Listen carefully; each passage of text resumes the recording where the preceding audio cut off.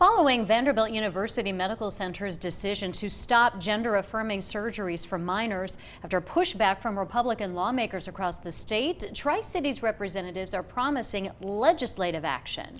Now, the hospital in Nashville says it will stop performing those surgeries while it reviews new guidance on transgender health care by the World Professional Association of Transgender Health.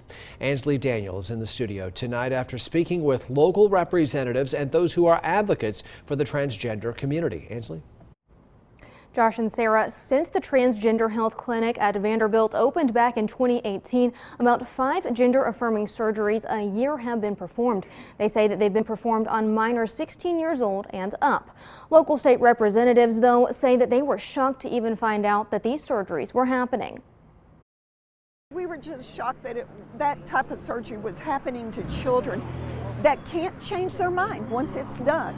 Once it's done, it's forever, and they're ruined. They'll never be able to have children, they'll never, and to think that that is going on is just sickening to me. Tri-Cities lawmakers promising to introduce legislation to ban gender-affirming surgeries on those under 18. Once they grow older and realize what they've done, many are committing suicide, so we felt it would be best if people make this decision when they become an adult. The legislators citing mental health and suicide rates as reasons to put a stop to the procedures. You hear a lot about suicide rates in the transgender folks, and you hear a lot about mental health issues in the transgender folks, and that is something that we also need to address. We need to get down to the root of the problem. Prevention. Prevention is something that as a state we truly need to work on. For those who need transgender health care, laws banning medical care like this is terrifying. Having to be this hyper-masculine person all of my life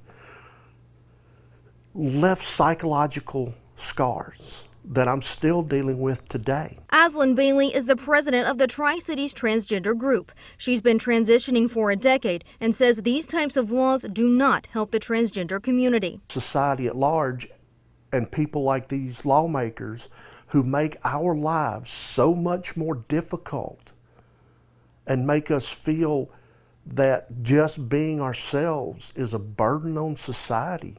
That is what causes suicide, not us being transgender, not us getting care. Dr. White, a counselor at ETSU, agrees, saying this would do more harm. How long can you go being mistreated by the world for who you are without that negatively impacting you?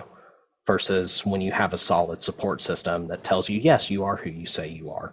That's a positive. Dr. White says at any age, surgery often comes after years of gender-affirming care and therapy. It's definitely not anything that happens in a whim. It's not anything that happens in a one-off appointment. This is something that takes usually at least 1 to 2 years of preparation to come to. Legislation wouldn't happen on this until next year, but both Dr. White and Bailey say that this could set the stage for even more harmful transgender laws. Sarah?